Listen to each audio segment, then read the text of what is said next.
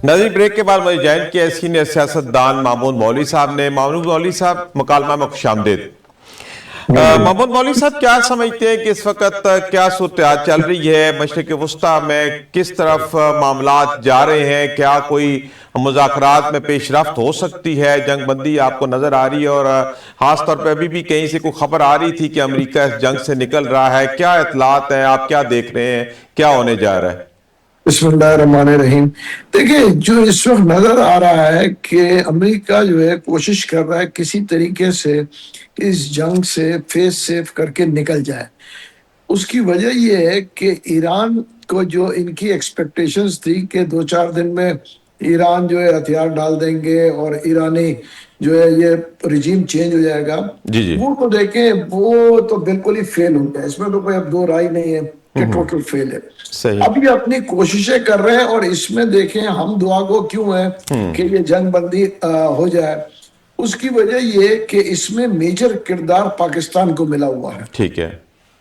और एक दफा अगर ये जो है जंग बंदी हो गई तो देखें तो पाकिस्तान जो है इस पूरे खित्ते जो है वो पाकिस्तान के अंडर में आ जाएगा। ठीक है। अभी भी आप देखें जो कल वहां पे जो सड़कों पे मेरा ख्याल से जलसा हो रहे थे तेहरान में, जी जी। वहां पे भी पाकिस्तान जिंदाबाद के नारे लगे। जी बिल्कुल और ठीक। आप ये देखें कि 6 माह या 5 माह कबल जो जंग हो रही थी, उसके बाद भी आप देखें कि असेंबली के अंदर जो है बाकायदा पाकिस्तान का शुक्रिया अदा जी किया गया। बिल्कुल ठीक कह रहे हैं आप।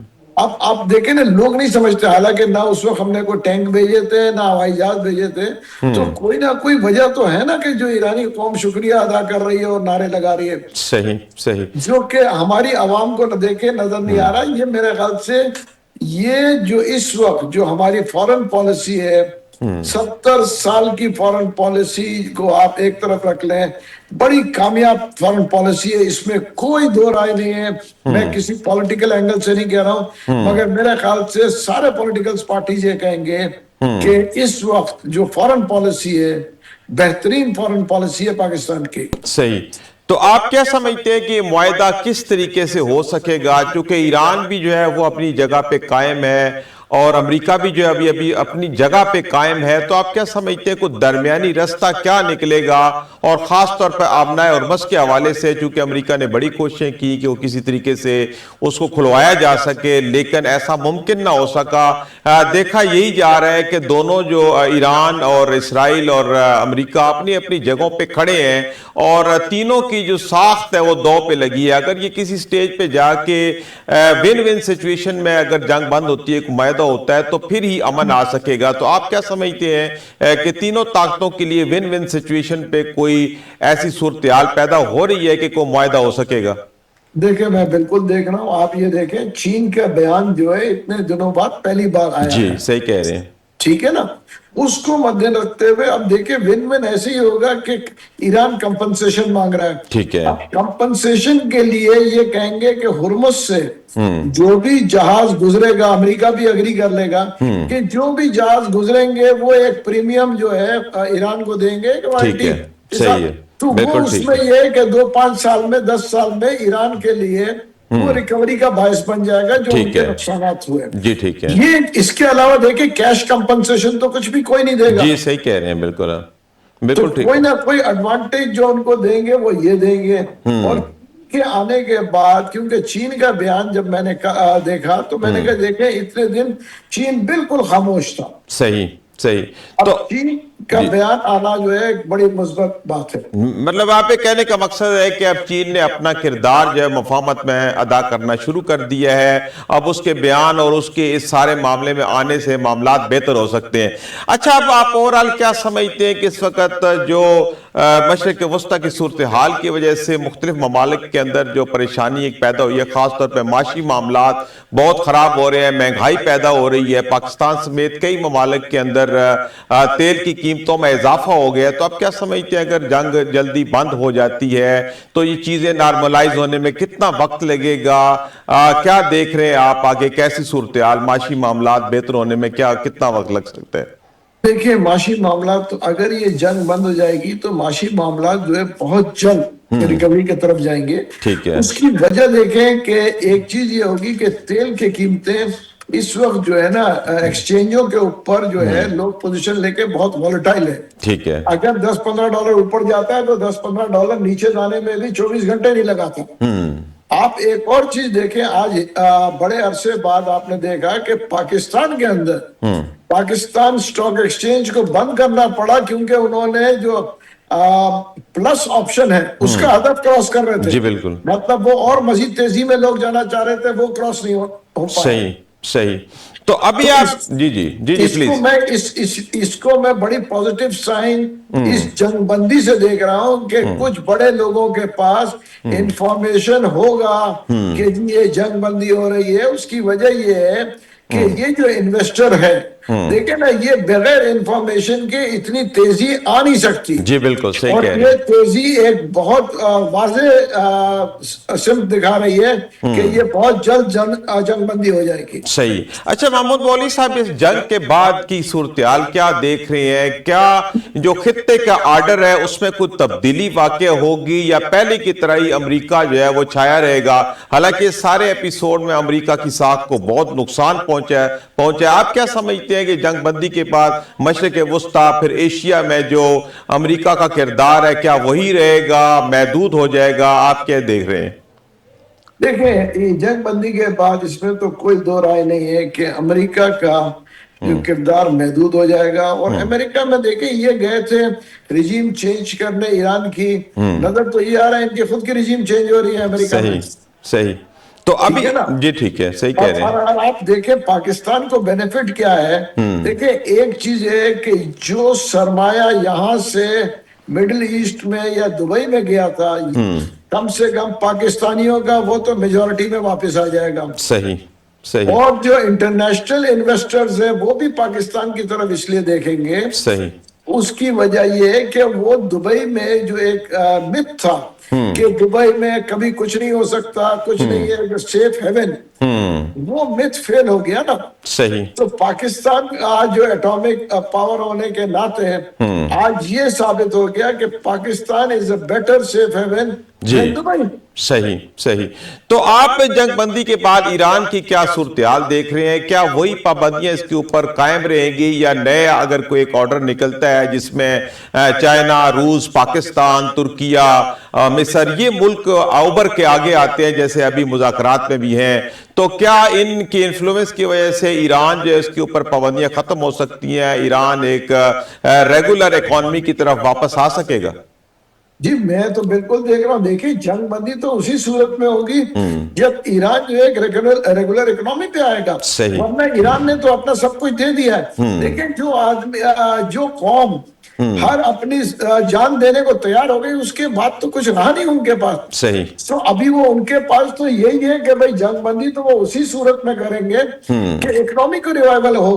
अगर इकोनॉमी रिवाइवल नहीं होना तो देखे अभी भी वो मार रहे हैं, कभी कुवैत में मार रहे हैं, कभी बहरीन में मार रहे हैं, कभी यूएई में मार रहे हैं। सही कह रहे हैं। उन्होंने पूरे मिडिल ईस्ट का इकोनॉमी बिठा दी है। सही कह रहे हैं, बिल्कुल आप सही कह कहते रहे हैं ना, हम तो डूबे हैं सनम, तुम्हें भी ले जाएंगे। सही। अगर ईरान मजीद आप ईरान को करेंगे तो ये खित्ते को डुबा जाएगा इकोनॉमिकली। सही कह रहे हैं। अच्छा, जंग के बाद फिर सूरत-ए-हाल कैसी देख रहे हैं? चूंकि ईरान ने तो जैसे आप खुद बता रहे हैं कि खलीजी ममालिक के ऊपर काफी हमले किए, बल्कि इतने उसने इसराइल पे नहीं किए जितना ज्यादा इन खलीजी ममालिक के ऊपर हमले किए हैं। तो पोस्ट वार आप क्या सिनेरियो देख रहे हैं कि ईरान का अपने पड़ोसी खलीजी ममालिक के साथ ताल्लुकात क्या रिवाइव हो पाएंगे या ये एक नई तरह की कोई दुश्मनी जो है वो पैदा हो सकती है?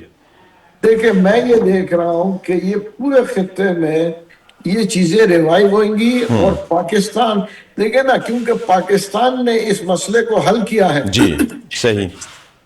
और बीइंग एन एटॉमिक पावर, ठीक है ना, तो ये पूरे खित्ते का जो चौधरी है जी वो पाकिस्तान बनेगा। मैं तो ये पॉजिटिव चीज देख रहा हूं। इंशाल्लाह इंशाल्लाह, बिल्कुल ठीक है।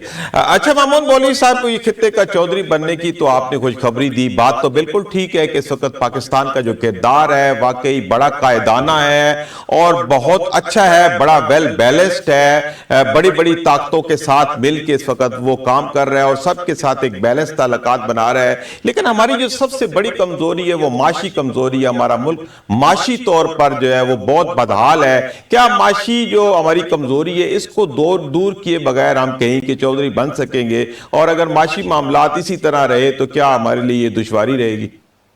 देखिए, माशी मामला तो हमें ठीक करना पड़ेगा। ठीक है। और मेरे तजवीज ये है कि एक दफा ये जंग खत्म हो गया और ठीक है। पाकिस्तान इसमें कामयाब रहा, ठीक है। तो मैं आपको बता दूं पॉलिटिकल मेजर चेंजेस जो है मैं पाकिस्तान में भी फिर देख रहा हूँ। ठीक है, सही। उसकी वजह ये है कि फिर पाकिस्तान में जो सिपह सलार को जो इज्जत मिली है पूरी दुनिया में, जी बिल्कुल। वो ये कोई चांस नहीं लेंगे कि पाकिस्तान जो है माशी हालात उनके खराब रहे। ठीक है। तो वो सख्तियां करेंगे और करप्शन का खात्मा जो मैं देख रहा हूँ या मैं चाहता हूँ कि वो करप्शन का खात्मा जो है पाकिस्तान से करे ताकि पाकिस्तान भी तरक्की करे सही। दूसरे ममालिकों की सही। तरह। लेकिन जो आपने करप्शन के खात्मे की बात की है, बड़ी अहम ख्वाहिश है, बड़ी अहम तरीन बात आपने की है। करप्शन के खात्मे के बगैर तो मुल्क आगे नहीं बढ़ सकता। लेकिन जिस तरह की पॉलिटिकल पार्टीज इस वक्त मैदान अमल में है, इनके रहते क्या करप्शन का जड़ से खात्मा मुमकिन हो सकेगा? क्योंकि आपको पता ही है कि जिस तरह के इलेक्शन यहाँ होते हैं उसके अंदर कितने अखराजात होते हैं, बाद में सीटें कैसी बिकती हैं, फिर ब्यूरोक्रेसी के अंदर किस तरह सीटें बिकती हैं, कैसे करप्शन चलती है।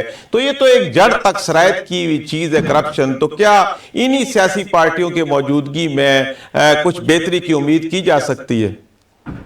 देखिए, इन्हीं पार्टियों की मौजूदगी में बेहतरी जो है, अगर वो तो थोड़ी बहुत तो अगर मैं कहूँ वो तो आ सकती है, मगर अगर प्रॉपर जो है बेहतरी चाहिए तो मैं कहूंगा कि ये सिस्टम चेंज होगा। ठीक है, सही। मैं इस सिस्टम को चेंज देख रहा हूँ। उसकी वजह ये है कि देखे ना, ये मैं ये कहूंगा कि ये सिस्टम जो कि जिसमें करप्शन भी है वो बहुत अब लंबा चलेगा नहीं। उसकी वजह के वो अब जो एक नहज पे हम आ चुके हैं, दीवार तक जो है कौम लग चुकी है, इसमें कोई पिस रहे हैं। बिल्कुल ठीक है ना?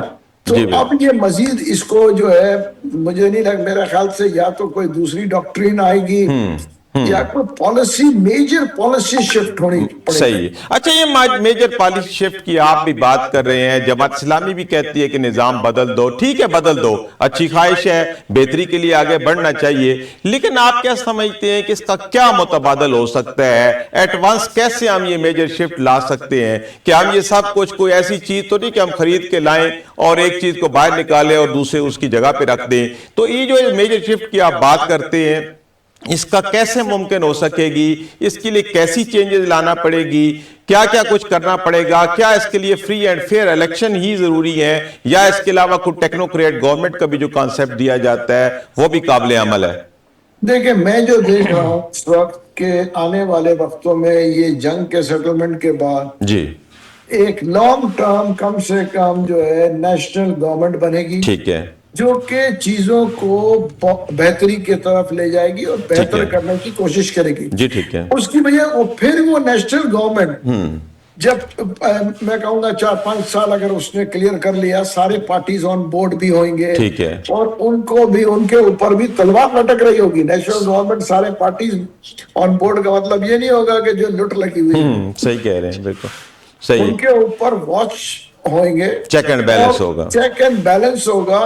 और उसके बाद जब एक चीज रूटीन पे आ जाएगी फिर जो है फ्री एंड फेयर इलेक्शंस की तरफ जाएंगे। उसकी वजह देखें, जब तक नेशनल गवर्नमेंट नहीं बनेगा तो कोई भी गवर्नमेंट जो इलेक्शन कराएगा दूसरी पार्टी कहेगी कि जी ये धांधली हुआ। जी बिल्कुल ठीक है, बिल्कुल। देखिए, पिछले इतने 20 साल से 25 साल से आप भी देख रहे हैं कौन सा इलेक्शन है जो कि मैं कहूंगा चाहे 2013 ले लें, 18 ले लें, 24 ले लें, सब पे सवाल आते हैं, सब पे सवाल आते हैं। सही कह रहे हैं आप, इसको मद्देनजर रखें तो देखें जब तक नेशनल गवर्नमेंट नहीं हो, सब ऑन बोर्ड। अच्छा, जिस नेशनल गवर्नमेंट की आप बात कर रहे हैं वो तो ऑलमोस्ट कायम है। 2 पार्टियां इसके अंदर नहीं है, जिसमें एक पीटीआई ले लें और एक मौलाना फजल रहमान साहब भी उस हुकूमत में मौजूद नहीं है, बाकी तो ऑलमोस्ट सभी मौजूद हैं। तो क्या जो नेशनल हुकूमत बनेगी उसमें कोई पीटीआई का भी किरदार होगा, उसमें कोई मौलाना फजल रहमान साहब को भी लाया जा सकता है? क्योंकि मौजूदा अगर सियासी हालात देखा जाए तो खासतौर पर पीटीआई की उसमें शमूलियत जो है वो ऐसे अमूमी तौर पर नजर नहीं आ रही। आप क्या समझते हैं कि क्या वाकई उसकी शमूलियत के लिए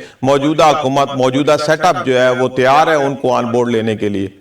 देखिए, एक चीज मैं बताऊं, जब वक्त आएगा तो मौजूदा सेटअप भी तैयार हो जाएगी ठीक है। और पीटीआई भी इस वक्त तैयार बैठी है। ठीक है। लेकिन ये वक्त देखें, जब तक नेगोशिएशन फाइनल नहीं होते ना, तो हर आदमी, वो बोलते हैं ना, जब जैसे शादी के टाइम पे होता है ना, लड़की वाले और लड़के वाले जो है, वो हर आदमी कहता है नहीं हम सोच रहे हैं, सही। दिल में तो सब अग्री करने को तैयार होते हैं। सही सही सही, लेकिन वो यही कह रहे हैं, सोच रहे हैं हम। इसका मतलब है कहीं ना कहीं ये मतलब ये कि रूम मौजूद है कि पीटीआई को भी आधा अगर मुतवक्को को नेशनल हुकूमत बनती है तो उसके अंदर शमूलियत मुमकिन हो सकेगी। अच्छा महमूद मौलवी साहब, असल जो इस मुल्क के अमीन है, इस मुल्क के मालिक है, वो तो अवाम है, और अवाम की तरफ देखा जाए तो इंतहाई महंगाई का शिकार है। और अभी जो मौजूदा पेट्रोलियम की प्राइसेस बढ़ी हैं, बामरे मजबूरी बढ़ी है, ठीक है, बाकी हुकूमतों ने भी बढ़ाई हैं, लेकिन इसके बढ़ने के बाद जो अवाम का जीना है वो दोभर हो गया है। क्या हुकूमत इस तरफ कुछ सोच रही है? ये सोचना चाहिए कि अवाम को भी तो थोड़ा रिलीफ दें। इस वक्त अवाम के लिए 2 वक्त की रोटी जो है उसका एहतमाम करना मुश्किल हो गया है, बहुत मुश्किल हालात है। आप खुद अवामी आदमी हैं, आपको पता है अवाम के हालात बहुत खराब है। हुकूमतें चाहे जितनी मर्जी अमीर हो जाए, IMF से पैसे ले लें, वर्ल्ड बैंक से पैसे ले लें, दुनिया के बहुत बड़े कारोबार कर लें, बाहर जितनी मर्जी सफारतकारी हो जाए, लेकिन जो असल इस मुल्क के जो मालिक है वो तो यही अवाम ही है। जब अवाम ही खुशहाल नहीं तो फिर इन सब हुकूमतों का अवाम ने क्या करना है? देखिए, एक तो मैं कहूंगा कि पहले तो देखें ना, सादगी को हुकूमतों ने भी अपनाना है और अवाम ने भी सादगी अपनानी है। जी ठीक है। ये नहीं हम कह सकते हैं कि सिर्फ हुकूमतें सादगी अपनाएं। जी। देखिए, एक साहब के साथ मैं बैठा था तो वो मुझे कहने लगे कि देखे जी, ये जो सादगी होनी चाहिए, तो मैंने कहा यार ऐसे करे ना, हम 2 अलग अलग प्रोविंस के थे। जी। मैंने कहा यार कोई आप हिम्मत पकड़े, आप कहें कि जी सीएम के साथ जो है एक ही गाड़ी निकलेगी, यहाँ से जी। सादगी आप शुरू कर लें जी ठीक है। कि जी एक गाड़ी निकलेगी। जी ठीक है। फिर आप कहें कि जी प्राइम मिनिस्टर के साथ 2 निकलेगी, मगर आप बिस्मिल्लाह तो करें। सही कह रहे हैं देखे ना, आप, बिल्कुल। इधर कोई तो किसी ने तो शुरुआत करना है जी और ठीक है। अवाम भी सादगी की तरफ जाए। मैं देखे ना 1970 के दिहाई को मैं देख रहा था, अब देखे ना, हम बड़े सादगी से रहते थे। सही। आज हम इस रैट रेस में नहीं थे। सही। आज आप मुझे बताएं, मैं अवाम को भी ये कहूंगा, नहीं नहीं, ये तो बात आप ठीक कर रहे हैं, मुतवस्सित तबके के हिसाब से तो आप बिल्कुल ठीक कर रहे हैं, लेकिन वो अवाम जो खत्ते गुर्बत से नीचे है, जिनके पास खाने को कुछ नहीं, जिनके पास पहनने को कुछ नहीं, जिनके पास इलाज के लिए दवाई नहीं, जिनके पास पढ़ने के लिए स्कूल नहीं, वो अवाम किधर जाए? वो तो ऑलरेडी भी किसी तरह की नुमाइश, नमूदा नुमाइश की में हिस्सा नहीं बन रही। उन बेचारों के लिए तो जीना दूभर है। इतने जो लोअर लेवल पे इस वक्त जो हमारे, आपको पता है वर्ल्ड बैंक की रिपोर्ट के मुताबिक भी हमारी गुर्बत से नीचे रहने वाले पाकिस्तानियों की तादाद में इजाफा हो रहा है, जो बच्चे स्कूल से बाहर है उनमें इजाफा हो रहा है, और हमारी जो आपके सेहत की सहूलियात है वो सब आपके सामने है। तो क्या वो जो गरीब अवाम है उसके लिए किसी हुकूमत ने भी ना कुछ किया? तो क्या ये हुकूमत सोच रही है या आइंदा जो नेशनल हुकूमत जिसकी आप बात कर रहे हैं, कोई इन अवाम के बारे में भी सोचेगा? देखिए, ये जो नेशनल गवर्नमेंट बनेगी, इसकी पहली प्रायोरिटी होगी एग्रीकल्चर। ठीक है। ठीक है ना, और मैं आपको कहूंगा जो कि देहातों के फायदे की होगी, एग्रीकल्चर हो जाए।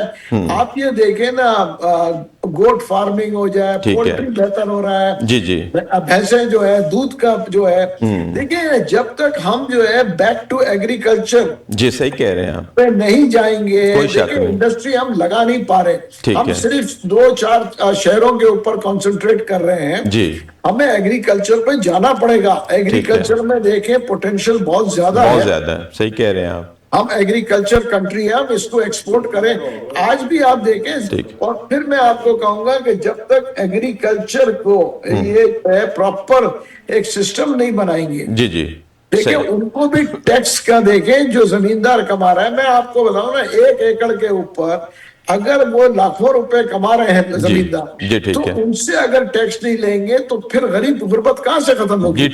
हम सिर्फ चाहते हैं कि जी इंडस्ट्री से लें। जी ठीक है। देखिए मैं आपको एग्जांपल दे रहा हूं एक, जी आपको मैं बताऊं, ये पॉलिसीज चेंज करनी पड़ेगी। जी बिल्कुल सही कह रहे हैं। हजारों टन, लाखों टन दूध, जी ठीक है ना, शहरों में भी बिक रहा है, गाँव में भी बिक रहा है। सही कह रहे हैं। मुझे बताएं उसके ऊपर कोई टैक्स है? नहीं, बिल्कुल, वो तो नॉन डॉक्यूमेंटेड इकोनॉमी में आता है। देखिए नॉन डॉक्यूमेंटेड इकोनॉमी क्यों होती है?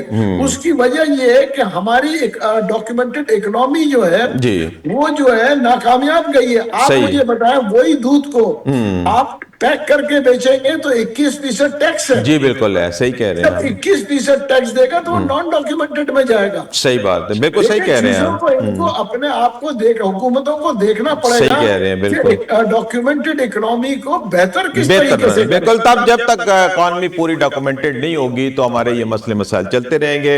महमूद मौलवी साहब बहुत शुक्रिया, आपने वक्त निकाला और प्रोग्राम में शामिल हुए। जी नाज़रीन, महमूद मौलवी साहब बात कर रहे थे इस वक्त जो मशरिक़ वस्ता की सूरत हाल है, उनका कहना है कि बहुत जल्द मुआहदा हो जाएगा, जंग बंदी हो जाएगी और पाकिस्तान का जो कुलीदी किरदार है, कायदाना किरदार है, उसमें इजाफा हुआ है और इसके बाद पाकिस्तान के वकार में बहुत इजाफा होगा। और फिर वो बात कर रहे थे कि पाकिस्तान में किस तरह से एक कौमी हुकूमत बननी चाहिए जिसमें तमाम जमातें शामिल हों और वो हुकूमत जो है वो एक फ्री एंड फेयर इलेक्शन कराए, उसके नतीजे में एक अच्छी हुकूमत बने जो कि अवाम के लिए काम करेगी। नाज़रीन, इसी के साथ प्रोग्राम मुकालमा का वक्त अपने इख्तिताम को पहुंचता है। मैं अपने मेहमान निगरानी का बेहद मशकूर हूँ जिन्होंने वक्त निकाला और प्रोग्राम में शामिल हुए। नाज़रीन, अपने मेज़बान सईद अलवी को इजाज़त दीजिए। अल्लाह हाफिज़।